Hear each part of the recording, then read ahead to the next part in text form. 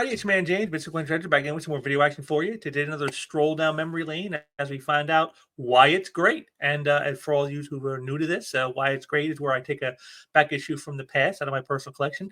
I show you why I think it's so awesome and why you yourself should want to check it out. And before we go any further and get into today's book, which is a good one, because I'm theming them all for the certain holiday season we're all in right now. So I think you're going to enjoy that. But before we get into our book, I want to thank you all for joining me today. Hope you're having a good holiday season with all the hustle and the bustle and whatnot.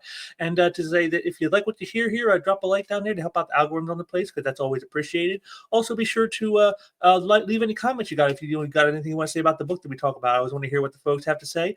And be sure to subscribe if you haven't subscribed, so you don't miss any of the content that I'm putting out around here. And if you have subscribed, share out some links and let's bring in some more folks. So I would like to get those subscriber numbers up as much as I can. So again, I thank you all for joining me today. And now let's get into it. We're going to blast back to 1991 with everyone's favorite Man of Steel Superman from Superman number 64. So let's get right on into it here and not waste any more time. What we'll do is we'll get me off of here, because you don't need to look at my ugly mug, and we'll bring up the book.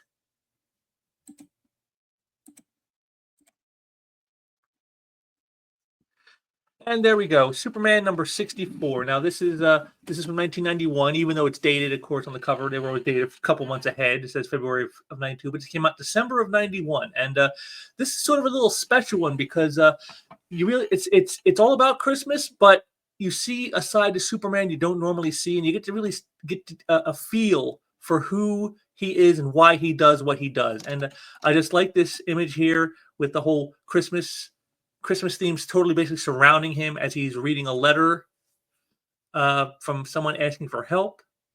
And I even like to hear in the little corner box, Merry Christmas from the super team and DC. I like that. Nice little touch. Great cover here. The book is by, as you can see here, Dan Jurgens and Jackson Geist. Again, one of my favorite artists of all time, Jackson Geist. So, I'm going to like that. But yeah, this great cover, I believe, by Jurgens right here. Good stuff. And let's get on into the issue and see what Christmas frivolity we have here. And as you can see here, we start out with Superman doing a little flying. You see, it's like right before Christmas when it takes place. And I just love this. I mean, I love that shot of him here in flight. And, I love the thoughts here. Of all the things I've found myself doing during the holidays, this is the one I like the least. Why do I do this to myself? So it looks like he's going to be dealing with something he doesn't want to deal with. So kind of an interesting thing for Superman. So he shows up at the Metropolis post office, and Lois Lane is waiting there for him, and he talks to the postal inspector there, and he goes, good to see you, Superman. Hard to believe a year has gone by. Hardly to tell the truth, there's been about twice as much the amount as ever before. Tough times is tough. You know what that does. So he's goes inside with Lois, and you can see it's all the letters that have been sent to Superman throughout the year, all year long. They just save all the letters because, of course, in this point, there's no address for Superman, so they just send it to Metropolis, and they just have a room dedicated to where Superman's letters are to people writing to Superman. And I thought that's kind of interesting aspect. This goes back to something I talked about when I did my Why It's Great for issue number 4 of this series. There was a scene where Superman shows up on the scene of a crime, and you see all the reactions of the people. They're like, "Oh my God, it's him!" He's always like a rock star. He's like just so because he's just so beloved and so famous to people. That fame. And this is another aspect of this. Is here are people who are writing to letters to Superman. They've never met him. They don't know him, but they want to be a part of his life because he means that much to them. And I like this aspect. This is something that they've shown. They don't show so much anymore in the books, but this is good stuff. So they go in, and he tells them, he goes, "Wow, you should have started this weeks ago." He goes, "And prolong the torture? Not a chance, because you're going to see here why he's so hesitant about doing this stuff." So he tells them, let's go through them. And then I love this, the classic 9-panel grid, just a great page with some great images in there. And he goes, let me see, over the page, he tells how like, see, here's a classic example of why he feels this way. He goes, "Dear Superman, I'm writing for you from Alaska with a terrific business proposition. If you would assist me in my search for undiscovered oil, our success would make us both very wealthy men." you know? So it's like people writing into him, not just, saying, we like you, Superman, you're our hero, but like actually trying to like get him to like get involved in their schemes. He says, over the past couple of years, I've seen a lot of wild schemes to help people get rich, and then Lois like, don't they understand what Superman is all about? And he goes, makes you wonder, doesn't it? And then like, here's another one, dear Superman, I'm a high school senior, and I thought of something in geology class that you might want to attempt. Try squeezing a chunk of coal in your hands with all your strength, and when you're done, you should have a diamond. If you do this, please be sure to send me some. just it is just the inanities, and you got to think that like this is the kind of thing that even all famous people get. They get these weirdo letters, people with get rich quick schemes and just silly things they ask for, and Lois gives them a little jazz about it, saying, oh, you can't possibly do that. He goes, you're right, I can't. She goes, that's okay. I'm quite satisfied with the one I have, because this is during the time when they were engaged to be married, and so you get the little banter between the lovers. I kind of like that. And again, just look at that. Look at this shot of Lois's face right here by Geis. I mean, I said he's one of the sharpest draftsmen in all of comics. Here and the shot here of her. Just, I mean, look at the delineation of everything. I mean, and just it's so beautiful. It's almost elegant in a way, and that's probably part of the reason I like Jackson Geis's work so much. But then Superman gets this more serious tone because he gets actual real letter. He goes, okay, oh boy, this is a tough one, and it's a woman. It's from a story from a woman who was in the Auschwitz camps of the Nazi regime, and she thought all her family had died, and only she was the lone survivor. But she has learned that her sister has survived, but she has no money. She can't find a way to go out to see her, to be with her, and so he asks if is there any way he can help. And so he does. You can see, I'll be back as soon as I can. He goes off to help her. And, you can see, like, here she is here. And, family. You're my only family now, Tiger. Probably the only family I'll ever, it just as the doorbell rings, and there's Superman. And, he's going to, tell her to pack her things and her passport, because we're going to head over to Germany. And, he takes her out there. And like this right here,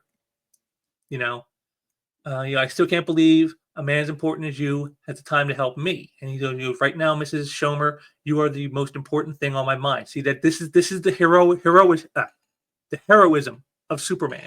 He's not just about punching bad guys and stuff. He wants to actually help the human condition.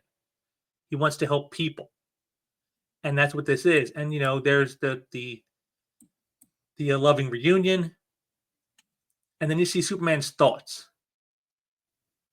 This is why I do this to myself. Every now and then, it is good to be a Superman. That's just perfect. And I love his expression. Again, look at that smile.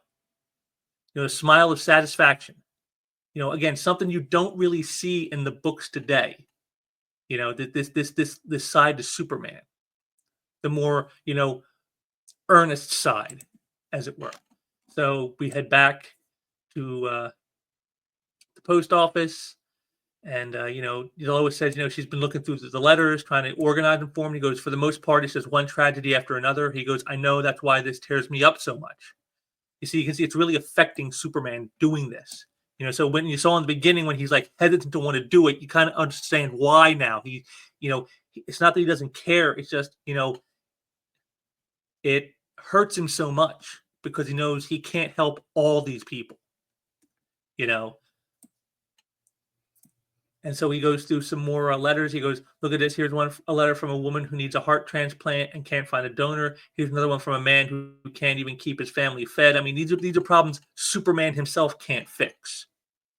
He's dealing with things that maybe you should stop doing this. You can't feel obligated to everyone. No, I've made a difference in the Shomers already today. Maybe here's another one. See, even though he knows he can't help them all, he wants to help as many as he can. Even Lois trying to tell him to maybe to take a break on this and not do this, he won't do it because it's just that's the way he is. This is the heroic ideal of Superman. And so he got a drawing from a kid whose father is dying with a brain tumor, and he goes, and he goes, I heard that you can do anything, even a brain operation to get out a tumor. So this kid wrote to Superman because he thinks he can take out a tumor from his father's brain because he's been told and he believes that he can do anything. And again, this is like sort of like to me like kind of the dark side of fame, like even famous people themselves, you see them, they're like Greek gods or whatever, and you think they can do anything, and they really can't.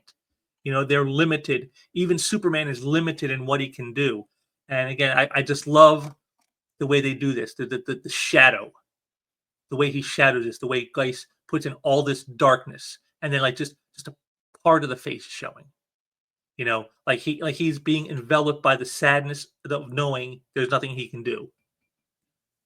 So he says that he's gonna go, and he goes, I'll tell the boy I can't save his father's life. He's gonna go to the kid to tell to see him and just try to explain to him why he can't help. So here it is. He showed, and again, look at this here. He goes, strange. I've gone toe to toe with guys like Darkseid and the Parasite, yet I'm nervous about meeting this young boy. The ability to fly, heat vision, none of that makes it any easier to tell the boy I can't save his father. I hope he understands. Yeah, I mean that right there. I mean, such heart, such emotion. And again, Geist with the shadows. Look at this, covering him mostly in shadow. You know, it's so symbolic. You know, and so he goes inside and he meets with the mother, and he goes and finds out that he had just passed 10 minutes ago, and so he offers his condolences. He talks with the mother, and he says, maybe it'd be better if I left. And that's when the kid shows up and he's like, yeah, why don't you go back where you came from and leave us alone? Thanks for nothing, Superman. You're too late. You let my dad die. Should have known you wouldn't help. Should have known you're a big fake. See, so there's just the kid lashing out because he didn't get what he wanted, and so he goes, maybe he'll go, but the mother, asks him to try to make him understand instead. And you can see here, he's almost hesitant. He's like, okay, so he's going to try. And so he talks with the kid, tells him, that I got your letter. I liked your picture. He goes, but you have to understand, I'm not a doctor. He goes, but you're Superman. And he goes, no, I'm Superman. And there are many, many things I just cannot do. And again, just that image right there with the hands out, trying to impart this harsh knowledge that he doesn't want to the child. And as he goes to leave, the doctor comes in and asks the wife, there's nothing on here about your husband if he would wish to be a organ donor. And she's like, at first she's like, nah, that's not the kind of, it just seems kind of, it's kind of unnatural. It's not something she thinks you want. And so, but then Superman, look at his face. And remember when he was reading the letters earlier, remember? And he goes, I received a letter today from a woman who is in desperate need of a heart transplant. So he asks her to donate her husband's organs. And, right here, that's the moment. So then we go to Salt Lake City, Utah, or Kansas City, from Salt Lake City, Utah. And you see, here's the woman who's getting the heart transplant, saying she'd almost given up hope. And the husband tells her, she asks, where is the heart coming from? He goes, let's just say we had extraordinary help.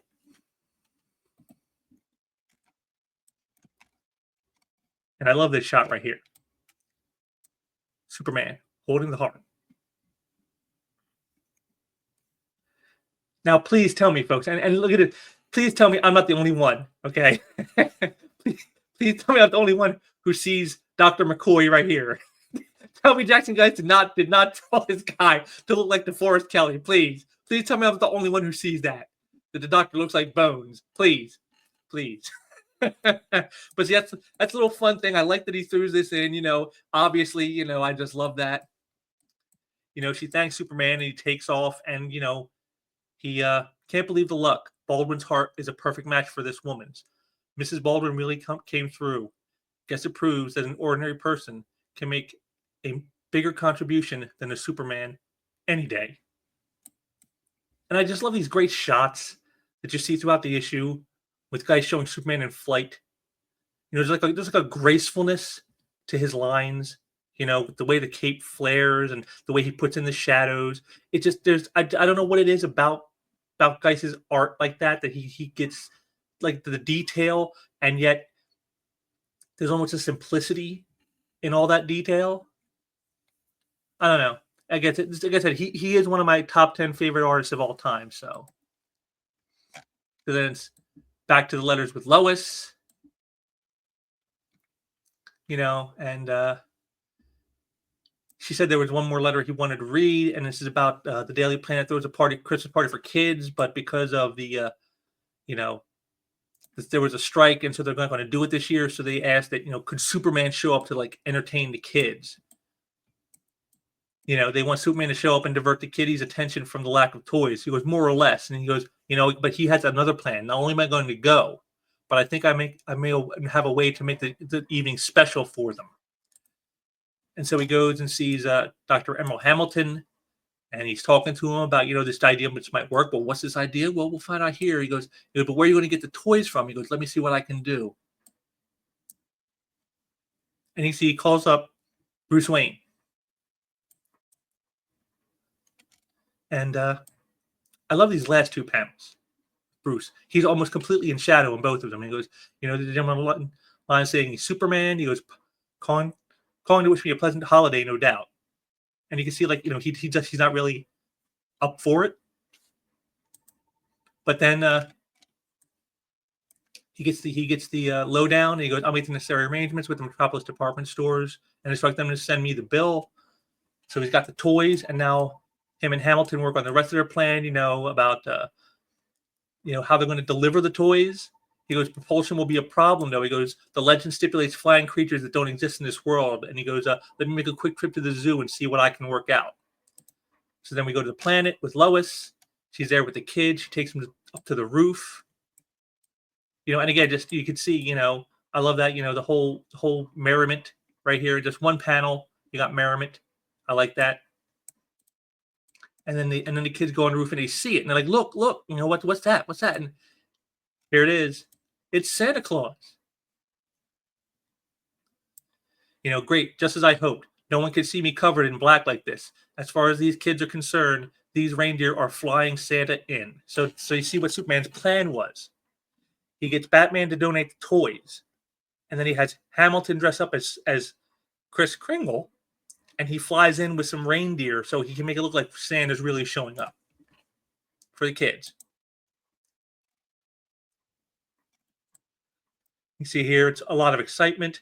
And I really like this shot here with Hamilton as Santa, because if you see the way he does the wispy lines, these feathery lines, it almost has like a Joe Kubert feel to it. I really like that. I really like that look that he did here. But, again, before he takes off, Lois catches him. And you can see the love that she has for him right there. And, he takes off. He goes, great. Looks like my idea worked better than I could have hoped. Tonight, it's better for these kids to believe in the magic of Santa than the abilities of Superman. He goes, I'll pick up Emma later. He's having the time of his life. I wonder how the heart transplant went. I'll have to check in on them in the morning. So you see, he's kind of like done his good deeds for Christmas. And so he heads home to take care of some of Clark Kent's business. He says himself, he goes, I spend all day attending to Superman's business. Now I might as well attend to some of my own. And so he checks, the last thing I want to do is check some mail, but a man's got to do what a man's got to do. And he gets an invitation to the upcoming marriage of Lana Lang and Pete Ross. And I just love the ending here. Well, Merry Christmas, Mr. Kent. Just a very touching story. As you can hear, I'm getting a little verklempt myself. But this is a great story. There's no big bads. There's no bombastic action. It's just Superman trying to do humanitarian kindness for Christmas. And like I said, it's a human side to the character you don't see in the books anymore. I don't think today's creators could write a story like this.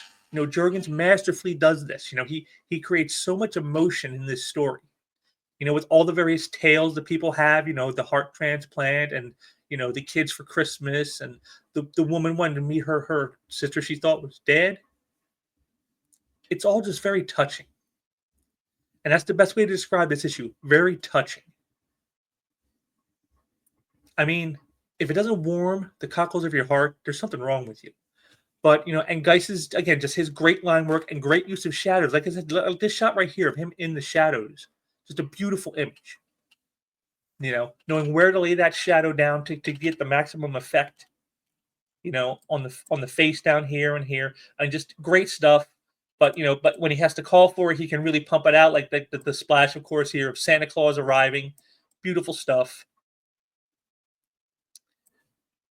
Just and like I said, just so many little shots.